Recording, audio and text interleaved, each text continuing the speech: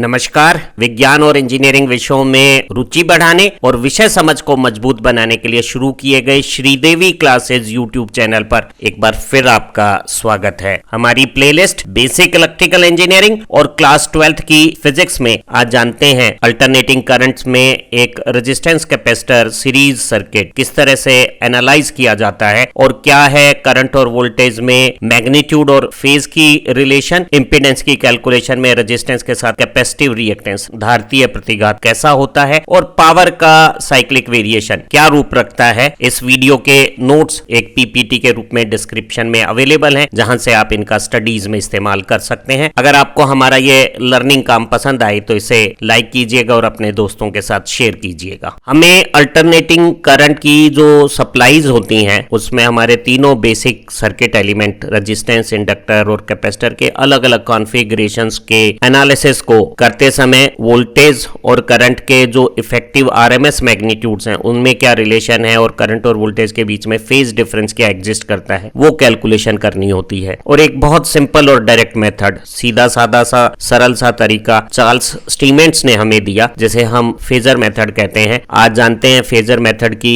मदद से हम एक आरसी सीरीज सर्किट को, रेजिस्टेंस कैपेसिटर सीरीज सर्किट को किस तरह से एनालाइज किया जाता है। यहाँ नीले फ्रेम में एक अल्टरनेटिंग करंट सप्लाई वोल्टेज को हमने एक आइडियल नॉन इंडक्टिव रेजिस्टेंस जिसकी वैल्यू R ओम है और एक आइडियल कैपेसिटर से सीरीज में, जैसा फिगर में शो किया हुआ है, जोड़ा हुआ है। ऐसे सर्किट को हम RC सीरीज सर्किट कहते हैं। और जब हम साइनोसोडल ओमेगा फ्रीक्वेंसी की वोल्टेज इस सर्किट से कनेक्ट करते हैं तो ये जो सर्किट के एलिमेंट हैं वो रेजिस्टेंस और कैपेसिटर वो लीनियर है। तो जिस फ्रीक्वेंसी का साइनोसोडल अल्टरनेटिंग वोल्टेज है उसी फ्रीक्वेंसी की एक sinusoidal alternating time varying current circuit में फ्लो होने लगती है। यहाँ इस सर्किट में रेजिस्टेंस का करंट IR और कैपेसिटर का करंट IC एक ही करंट फ्लो पाथ में आ रहे हैं, तो इन दोनों के करंट को हम एक कॉमन सर्किट करंट I कह सकते हैं। मान लेते हैं साइनोसोडल अल्टरनेटिंग सोर्स वोल्टेज की मैक्सिमम वैल्यू VM है। इसमें अगर मैं √2 का डिवीजन कर देता हूं तो सप्लाई वोल्टेज या अप्लाइड सर्किट वोल्टेज की RMS magnitude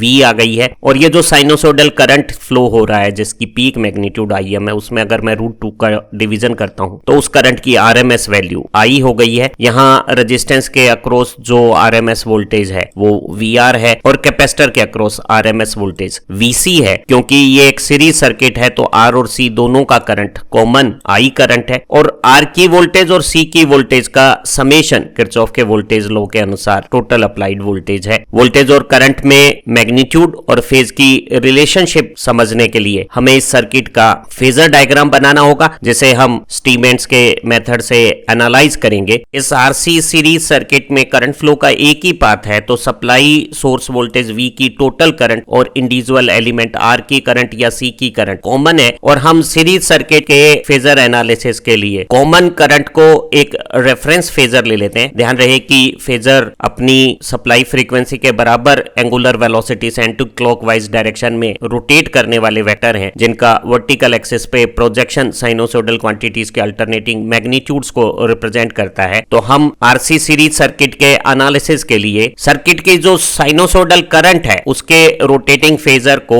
horizontal reference line पे रोक लेंगे और t0 पे ये जो हॉरिजॉन्टल रेफरेंस का फेजर जब एंटी क्लॉकवाइज डायरेक्शन में रोटेट करता है तो वो 0 इंस्टेंटेनियस मैग्नीट्यूड से शुरू होने वाली एक standard sinusoidal orange wave current की बना देगा। यहाँ हमारे पास ये जो दोनों सर्किट एलिमेंट रेजिस्टेंस और कैपेसिटर है, इनका अगर हम इंडिविजुअल बिहेवियर देखें तो रेजिस्टेंस में जो वोल्टेज होती है वो रेजिस्टेंस के करंट के सेम फेज में होती है और रेजिस्टेंस का करंट और सर्किट का करंट यहाँ ऑरेंज वेव में दिखाया हुआ है। तो जो रेजिस्टेंस की वोल्टेज है वो अपने इस करंट के सेम फेज में दोनों के पीक और ये 0 क्रॉस एक जैसी कंडीशन पे होते हुए फ्लो करेगी। रेजिस्टेंस में ये जो ऑरेंज रंग की वेव में करंट दिखाया हुआ है उसी की सेम फेज में ये रेड कलर में रेजिस्टेंस की वोल्टेज है। और आप देखिए वोल्टेज का पीक और करंट का पीक एक ही जैसी टाइम इंस्टेंट पे आ रहा है। तो ऐसी वेरिएशंस में हम वोल्टेज को, जो कि करंट के सेम फेज में है, वोल्टेज को एक ऐसे रोटेटिंग वेक्टर से रिप्रेजेंट कर सकते हैं जो हमेशा करंट के साथ सेम डायरेक्शन में सेम फेज कंडीशंस में रहता है। और अब सर्किट में जब करंट अपने जीरो इंस्टेंटेनियस मैग्नीट्यूड से पॉजिटिव पीक की तरफ बदल रहा है तो वोल्टेज भी अपना पॉजिटिव पीक पा रहा है। करंट जब अपना पॉजिटिव पीक से वैल्यू को जीरो कर रहा है तो वोल्टेज भी जीरो हो गया है और करंट ने अपनी डायरेक्शन बदली है, वोल्टेज की पोलरिटी रेजिस्टेंस के अक्रॉस बदल गई है और दोनों नेगेटिव पीक हो गए हैं और एक साइक्लिक रोटेशंस पे इनिशियल कंडीशंस वापस आ गई है। हम कह सकते हैं कि जैसा वेव डायग्राम में दिख रहा है या फेजर डायग्राम में दिख रहा है, करंट और वोल्टेज सेम फेज में है और वोल्टेज का पीक मैग्नीट्यूड करंट के पीक मैग्नीट्यूड के साथ Vm इजिकल टू IMR, या अगर मैं √2 का डिवीजन कर दूं तो RMS रेजिस्टेंस की वोल्टेज RMS सर्किट करंट के साथ V is equal to IR relation रखती है और रेजिस्टेंस की वोल्टेज जैसा हमने रेड फेजर से शो किया है वो करंट फेजर ऑरेंज फेजर के सेम फेज में है। एक RC सीरीज सर्किट का फेजर डायग्राम बनाने के लिए हमने जो कॉमन सीरीज सर्किट का करंट है उसे यहाँ ऑरेंज फेजर के तौर पे हॉरिजॉन्टल रेफरेंस पे ले लिया है और रेजिस्टेंस में क्योंकि करंट और वोल्टेज सेम फेज में होती है तो रेजिस्टेंस की वोल्टेज को यहाँ एक रेड फेजर से हमने शो कर दिया है। अब जरा समझते हैं कि कैपेसिटर की जो वोल्टेज होती है वो करंट से जो चार्ज बनता है उससे डेवलप होती है और आप देखेंगे कि पॉजिटिव डायरेक्शन में जब करंट की हाफ साइकिल है तो कैपेसिटर प्लेट पे चार्ज और वोल्टेज लगातार बढ़ता है और कैपेसिटर की वोल्टेज नेगेटिव पीक से पॉजिटिव पीक की तरफ चली जाती है। जिस समय करंट सबसे ज्यादा इंस्टेंटेनियस मैग्नीट्यूड रखता है उस समय चार्जिंग की रेट तेज होने के कारण वोल्टेज में वेरिएशन तेज होता है और वोल्टेज जीरो क्रॉस करते हुए नेगेटिव से पॉजिटिव पोलरिटी का हो जाता है। ग्रीन हाईलाइट में जो करंट की नेगेटिव साइकिल हमने दिखाई है उसमें कैपेसिटर की चार्ज और वोल्टेज लगातार डिक्रीज होकर पॉजिटिव पीक से नेगेटिव पीक हो जाती है और जिस समय करंट सबसे ज्यादा नेगेटिव है उस समय वोल्टेज में ये जो नेगेटिव चेंज है वो भी सबसे तेज है। तो हमने देखा कि वोल्टेज का पीक करंट के पीक से 90 डिग्री बाद आ रहा है तो हम इस वोल्टेज के वेरिएशन को जो नीले कर्व से यहाँ दिखाया गया है उसे एक ऐसे फेजर से रिप्रेजेंट कर सकते हैं जो करंट फेजर से 90 डिग्री लैग कर रहा है या करंट कैपेसिटिव सर्किट में अपनी वोल्टेज से 90 डिग्री लीड करता है। तो यहाँ करंट सर्किट का कॉमन करंट हो गया है ऑरेंज फेजर से और रेड लाइन रेजिस्टेंस की वोल्टेज करंट की सेम फेज में बता रही है और कैपेसिटर की वोल्टेज यहाँ ब्लू फेजर से करंट से 90 डिग्री लैगिंग कंडीशन में है। RC सीरीज सर्किट में कॉमन करंट को हॉरिजॉन्टल रेफरेंस फेजर और T0 पे इंस्टेंटेनियस करंट जीरो वाला लेने पर क्योंकि वोल्टेज फेज में करंट से 90 डिग्री लैग कर रहा है तो लैगिंग कंडीशन को क्लॉकवाइज 90 डिग्री पे हमने कैपेसिटर की वोल्टेज को दिखा दिया है और आप देखिए कैपेसिटर की ये जो फेजर है इसकी वर्टिकल एक्सिस पे प्रोजेक्शन कैपेसिटर की वोल्टेज के T0 इंस्टेंटेनियस वैल्यू को बता रही है जिस समय करंट का इंस्टेंटेनियस मैग्नीट्यूड वर्टिकल एक्सिस पे प्रोजेक्शन के तौर पे 0 है। यहाँ करंट से वोल्टेज 90 डिग्री पीछे की कला में है और जो वोल्टेज का पीक मैग्नीट्यूड है वो करंट के पीक मैग्नीट्यूड के साथ Vm is equal to IMXC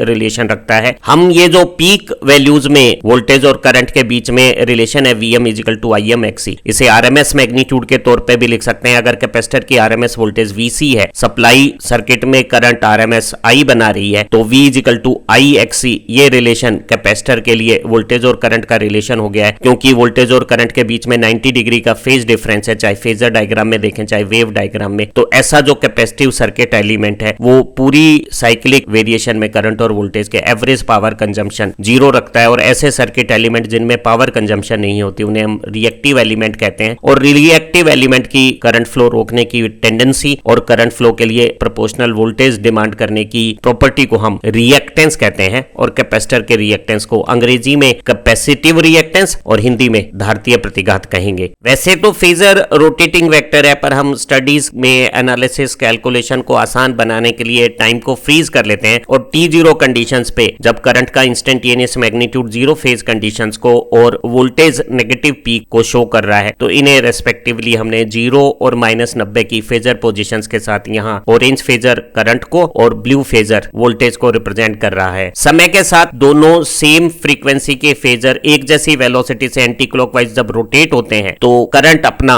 magnitude increase करता हुआ पॉजिटिव पीक पाता है। उस समय वोल्टेज में पॉजिटिव चेंज होते हुए वो नेगेटिव पीक से 0 हो गई है। फर्दर रोटेशन से करंट का पॉजिटिव पीक से इंस्टेंटेनियस मैग्नीट्यूड 0 होता है तो कैपेसिटर फुल चार्ज होके पीक पॉजिटिव वोल्टेज पे आ जाता है। समय गुजरने पे कैपेसिटर डिस्चार्ज होता है और करंट नेगेटिव पीक आ जाता है और कैपेसिटर की वोल्टेज 0 हो जाती है। उसके बाद कैपेसिटर उल्टी पोलरिटी के साथ चार्ज होने लगता है और करंट अपना पीक से जब 0 वैल्यू पाती है तो कैपेसिटर में नेगेटिव पीक वोल्टेज वोल्टेज आके ये साइकिल पूरी हो गई है। एक आरसी सीरीज सर्किट का फेजर डायग्राम बनाने के लिए हमने ये जो आर और सी में कॉमन करंट है उसे एक ऑरेंज रेफरेंस करंट फेजर बना दिया है, और रेजिस्टेंस में जो वोल्टेज है V equal to I R relation से आरएमएस वोल्टेज आरएमएस करंट से रेजिस्टेंस आर के मल्टीप्लीकेशन से आएगी, वो रेजिस्टेंस की वोल्टेज करंट के सेम फेज में यहाँ रेड फेजर से हमने शो कर दी है। और जो कैपेसिटर की वोल्टेज है उसकी RMS value RMS circuit current से एक्सी मल्टीप्लीकेशन से आएगी, और इस एक्सी को हम कैपेसिटिव रिएक्टेंस कहते हैं, धारतीय प्रतिघात, जो कि एंगुलर फ्रीक्वेंसी रेडियन पर सेकंड में और कैपेसिटेंस फैराड के साथ ये रिलेशन 1/ω/c रखता है। और कैपेसिटर की वोल्टेज सर्किट करंट से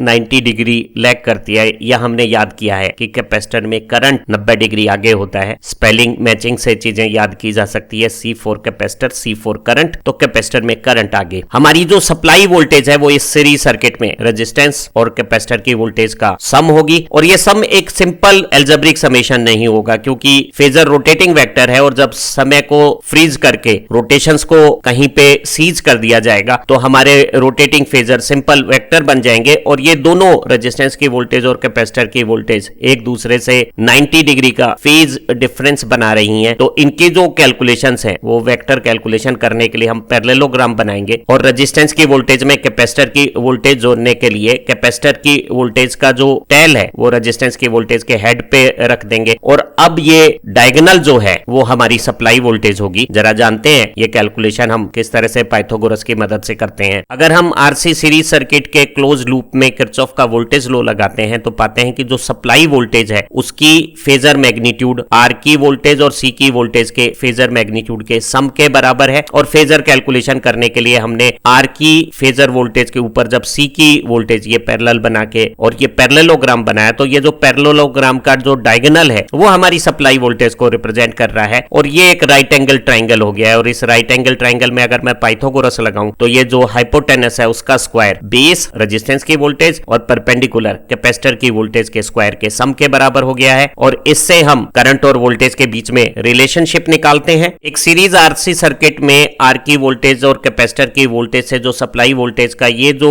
क्लोज्ड राइट एंगल ट्राइंगल बना है इसे हम वोल्टेज फेजर ट्राइंगल कहते हैं, और वोल्टेज फेजर ट्राइंगल में हाइपोटेनस बेस और परपेंडिकुलर के स्क्वायर के समेशन का स्क्वायर रूट है, तो आर की वोल्टेज और सी की वोल्टेज के स्क्वायर के समेशन का स्क्वायर रूट सप्लाई वोल्टेज हो गया है। आर की वोल्टेज आई आर और सी की वोल्टेज आई एक्सी है। यहाँ आर सर्किट का रेजिस्टेंस है और सी सर्किट का कैपेसिटिव रिएक्टेंस है। अगर हम आर की वोल्टेज और सी की वोल्टेज को सब्स्टिट्यूट कर देते हैं और आई स्क्वायर जो दोनों में कॉमन आ रहा है उसे अगर स्क्वायर रूट से बाहर निकालते हैं तो ये कॉमन आई के बाद स्क्वायर रूट में ये जो टर्म आ गई है R square plus XC square का स्क्वायर रूट, उसे हमने एक नया नाम दे दिया है जेड, और जेड को हम बोलते हैं इंपीडेंस। ये इंपीडेंस सर्किट के रेजिस्टेंस और कैपेसिटिव रिएक्टेंस की पाइथागोरस कैलकुलेशन से आया है, और ये अल्टरनेटिंग करंट फ्लो के लिए करंट के प्रोपोर्शनल एक वोल्टेज की डिमांड बना रहा है। तो हम कह सकते हैं कि एक आरसी सीरीज सर्किट का जो इंपीडेंस है वो आर और सी की वो टोटल ओपोजिशन की प्रॉपर्टी है जो खुद सर्किट में करंट फ्लो को अपोज करते हुए वोल्टेज की डिमांड कर रही है, और यहाँ आर एक्सी और जेड तीनों की यूनिट्स ओम है। हमने देखा कि अल्टरनेटिंग करंट सर्किट में रेजिस्टेंस जब करंट को अपोज करता है तो वोल्टेज करंट के सेम फेज में होकर इलेक्ट्रिक एनर्जी को हीट में कन्वर्ट करती है। वहीं इंडक्टर और कैपेसिटर में जब हम करंट फ्लो के ओपोजिशन को समझते हैं और वोल्टेज की डिमांड को देखते हैं तो वोल्टेज और करंट में 90 डिग्री का फेज डिफरेंस होने से एनर्जी स्टोर और रिलीज होती है। इंडक्टर बढ़ते करंट के समय मैग्नेटिक फील्ड में जो एनर्जी स्टोर कर रहा है उसी को घटते करंट के समय रिलीज कर देता है, वहीं कैपेसिटर बढ़ती वोल्टेज के समय एनर्जी को स्टोर कर रहा है और घटती वोल्टेज के समय एनर्जी को रिलीज कर रहा है। तो ऐसे सर्किट एलिमेंट जो एनर्जी कंजम्पशन नहीं करते केवल स्टोर रिलीज करते हैं उन्हें हम रिएक्टिव एलिमेंट कहते हैं, और उनके करंट ओपोजिशन को हम रिएक्टेंस कहते हैं। और एक सर्किट में जब रेजिस्टेंस और रिएक्टेंस दोनों हो तो टोटल करंट ओपोजिशन को हम इंपीडेंस प्रतिबाधा कहते हैं, और प्रतिबाधा प्रतिरोध और प्रतिघात में पाइथागोरस रिलेशन है। अगर हम इसे मैथमेटिकल नोटेशन में कहें तो Z square is equal to R square plus XC square. Z impedance प्रतिबाधा है, आर रेजिस्टेंस प्रतिरोध है, और एक्सी प्रतिघात या रिएक्टेंस है। हम जेड को स्क्वायर रूटिंग करके निकाल सकते हैं। अगर एक आरसी सर्किट में आर 6 ओम और एक्सी 8 ओम हो तो इनके पाइथागोरस कैलकुलेशन से आप देखिए 6 का स्क्वायर 36 हो जाएगा। आर की जगह मैंने अगर 6 लिखा है और एक्सी की जगह अगर मैं 8 लिखता हूं तो 8 का स्क्वायर 64, समेशन किया तो 100 का रूट 10 हो गया, तो 6 और 8 अगर आरसी सर्किट में रेस्पेक्टिवली आर और एक्सी हो तो इनका समेशन टोटल जेड 14 ओम नहीं होगा, सिंपल समेशन नहीं होगा, ये फेजर समेशन है, वेक्टर कैलकुलेशन से होता है। और आप देखिए कि वेक्टर कैलकुलेशन से इंपीडेंस 6 ओम और 8 ओम की कैलकुलेशन का सम 10 ओम आ गया है। एक दूसरा न्यूमेरिकल करते हैं जिसमें आर 5 ओम है और एक्सी 5√3 है। आर और एक्सी में √3 का रिलेशनशिप यहां दिख रहा है। अगर मैं पाइथागोरस कैलकुलेशन से जेड को square root of R square plus XC square समझूं, आर की जगह 5 और एक्सी की जगह 5√3 रखा तो 5 का स्क्वायर 25 और 5√3 का स्क्वायर 75 हो गया है, समेशन 100 हो गया है, स्क्वायर रूट करने पे ये 10 ओम आ गया है। तो आप देखेंगे कि एक स्टैंडर्ड सा कॉम्बिनेशन पाइथागोरस का हमें यहां दिख रहा है 1√3 = 2। ये 5 का 1 टाइम्स, ये 5 का √3 टाइम्स और ये 5 का 2 टाइम्स। तो 1√3 2 एक स्टैंडर्ड पाइथागोरस पेयर है, बिल्कुल वैसा जैसा कि ये 3 4 5, 2 का 3 टाइम्स, 2 का 4 टाइम्स और 2 का 5 टाइम्स। तो कुछ स्टैंडर्ड पेयर्स हमें याद कर लेने चाहिए। तो हमने देखा कि 3 4 5 5 12 13 1√3 = 2 और 1 1√2 कुछ स्टैंडर्ड पेयर्स हैं पाइथागोरस कैलकुलेशन के। अदरवाइज हमारी ये जो कैलकुलेशन है हम अपनी एक अलग वीडियो में देख रहे हैं कि ये आर और एक्स किसी इंपीडेंस की रेक्टेंगल फॉर्म है और जेड और theta impedance angle polar form है और रेक्टेंगल से polar calculator, scientific calculator inbuilt function से किस तरह से करता है ये हमने सीखा है। तो हमें दोनों फॉर्म पोलर से रेक्टेंगल और रेक्टेंगल से पोलर कन्वर्जन यहाँ एसी सर्किट के एनालिसिस में बहुत काम आते हैं। जरा देखते हैं कि ये जो करंट के फेजर और वोल्टेज के फेजर में जो फेज डिफरेंस एंगल आता है वो कैसे डिसाइड होता है। एक प्योर रेजिस्टिव सर्किट में करंट फेजर से रेजिस्टेंस की वोल्टेज सेम फेज में होती है, जैसा कि यहाँ करंट को ऑरेंज फेजर से हमने शो किया है तो रेजिस्टेंस की वोल्टेज रेड फेजर हो गई। वहीं एक कैपेसिटर में करंट 90 डिग्री लीड करता है और वोल्टेज 90 डिग्री लैग करता है। लेकिन अगर एक सर्किट में आर और सी दोनों हो तो करंट और वोल्टेज के रिलेशन में फेज डिफरेंस 0 या 90 के बजाय बीच का कुछ होता है और ये जो फेज डिफरेंस है उसकी कैलकुलेशन हम कर सकते हैं इस राइट एंगल ट्रायंगल में। टिक्नोमेट्री करते हैं, tan phi perpendicular upon base, perpendicular capacitor की वोल्टेज, बेस रेजिस्टेंस की वोल्टेज, कैपेसिटर की वोल्टेज की जगह हम लिखेंगे IXC, जहां XC धारतीय प्रतिघात कैपेसिटिव रिएक्टेंस है और ये रेजिस्टेंस की voltage IR। I series circuit में कॉमन करंट है, कट गया, और कैपेसिटिव रिएक्टेंस और रेजिस्टेंस धारतीय प्रतिघात और प्रतिरोध का रेशो tan phi आया है। ध्यान रहे RL सर्किट में भी बिल्कुल ऐसा ही रिलेशन आया था और XC की जगह XL आया था, ये XL अपॉन R हो गया था tan phi। तो देखिए आप चाहे सर्किट RL हो चाहे RC हो, कैलकुलेशन के तौर तरीके सेम है। यहाँ XC की जगह मैं अगर 1/ωc लिखूं तो tan phi 1/ωRC हो गया है। अगर हमें ओमेगा रेडियन पर सेकंड में नहीं मालूम हो, सप्लाई फ्रीक्वेंसी हर्ट्ज में मालूम हो तो ओमेगा 2πf से निकाल सकते हैं। कुछ न्यूमेरिकल्स करते हैं और करंट और वोल्टेज के बीच में जो फेज डिफरेंस एंगल है उसे जानते हैं। यहाँ ये बात अच्छी तरह से समझ लेनी चाहिए कि अगर XC और R न्यूमेरिकली इक्वल हो तो ये एंगल 45 होगा, अगर R का मैग्नीट्यूड ज्यादा है तो फेज डिफरेंस एंगल 45 से कम होगा, और अगर रिएक्टेंस पार्ट बड़ा है, रेजिस्टेंस पार्ट छोटा है तो एंगल फाई की वैल्यू 45 से ज्यादा होगी। एक सीरीज RC सर्किट में जिसको AC सप्लाई से जोड़ा है, रेजिस्टेंस वैल्यू 30 ओम है और कैपेसिटिव रिएक्टेंस 40 ओम है। हमें कैपेसिटिव रिएक्टेंस सीधे न देके कैपेसिटर की फैरेड में वैल्यू और ओमेगा या फ्रीक्वेंसी दी हुई होगी तो XC 1/ωc से निकाला जा सकता है, जहां ओमेगा 2πf होगी। हमें इस सर्किट में इंपीडेंस, करंट और वोल्टेज के बीच में फेज डिफरेंस एंगल जिससे कि करंट सर्किट में लीड कर रहा है थीटा, वो ज्ञात करना है, जबकि सोर्स वोल्टेज साइनोसॉइडल 100 वोल्ट है। हमें रेजिस्टेंस और कैपेसिटर के अक्रॉस वोल्टेज भी पता करनी है। तो ऐसे सभी सवालों में अगर हमें कैपेसिटिव रिएक्टेंस ओम में मालूम नहीं हो और फैरेड में कैपेसिटर और रेडियन पर सेकंड में ओमेगा हो तो 1/ωc से XC निकाल लेना चाहिए। और एक बार अगर XC ओम में मालूम है तो रेजिस्टेंस और कैपेसिटिव रिएक्टेंस की पाइथागोरस कैलकुलेशन से Z आएगा। यहाँ रेजिस्टेंस 30 ओम है, कैपेसिटिव रिएक्टेंस 40 ओम है, तो इन दोनों की पाइथागोरस कैलकुलेशन से 30 का स्क्वायर 900, 40 का स्क्वायर 1600, समेशन 2500, स्क्वायर रूट लिया तो ये 50 ओम आ गया है। तो आप देखिए 30 और 40 ओम का सम 70 ओम नहीं है। जब हम वेक्टर कैलकुलेशन करेंगे तो 3 4 5 एक स्टैंडर्ड कॉम्बिनेशन है और Z 50 ओम आ गया है। अब हम AC में करंट निकालते समय वोल्टेज में इंपीडेंस का भाग देते हैं। इंपीडेंस, रेजिस्टेंस और रिएक्टेंस का Pythagoras summation total opposition offered by circuit to current flow है और ये यहाँ 50 ओम आ गया है। 100 वोल्ट की सप्लाई के साथ करंट 2 एम्पियर आ गया है। हम करंट और वोल्टेज में phase difference angle tan theta XC upon R से निकाल के tan इनवर्स करते हैं तो XC 40, R 30 है और 4/3 का tan इनवर्स अगर हम करें हैं तो हमारा जो करंट का लीड एंगल है वोल्टेज के साथ वो 53.13 डिग्री आ गया है। हमने याद किया कि अगर R और XC बराबर होते तो ये एंगल 45 होता है, अगर XC बड़ा है जैसे कि यहाँ, तो ये एंगल थीटा 45 से ज्यादा 53.13 आ गया है। कुछ कंपटीशन एग्जाम्स में √3 के इन्वॉल्वमेंट के साथ 30 और 60 के क्वेश्चंस आते हैं। अगर R 5 ओम है और X 5√3 उससे √3 गुना ज्यादा है तो हमारा एंगल 45 से ज्यादा 60 होगा, और अगर R X से √3 गुना ज्यादा है तो ऐसी स्थिति में एंगल 30 डिग्री होगा। तो हम फेज डिफरेंस एंगल की कैलकुलेशन 3 कैलकुलेशन बहुत आसानी से कर सकते हैं। अगर R और X बराबर हो तो 45 डिग्री, और अगर R बड़ा है तो एंगल 45 से छोटा, X बड़ा है तो एंगल 45 से बड़ा, और अगर √3 का इन्वॉल्वमेंट है R और X के रेशियो में तो ये एंगल होंगे 30 या 60। रेजिस्टेंस की वोल्टेज हम निकाल सकते हैं। हमें सर्किट का करंट 2 एम्पियर मालूम है, रेजिस्टेंस 30 ओम दिया हुआ है, तो रेजिस्टेंस की वोल्टेज हो गई 60 वोल्ट, और कैपेसिटिव रिएक्टेंस 40 ओम में 2 एम्पियर करंट से वोल्टेज हो गई IXC 80 ओम। और आप देखेंगे कि 60 और 80 की अगर हम पाइथागोरस कैलकुलेशन करेंगे तो टोटल सप्लाई वोल्टेज आ गई है। हमने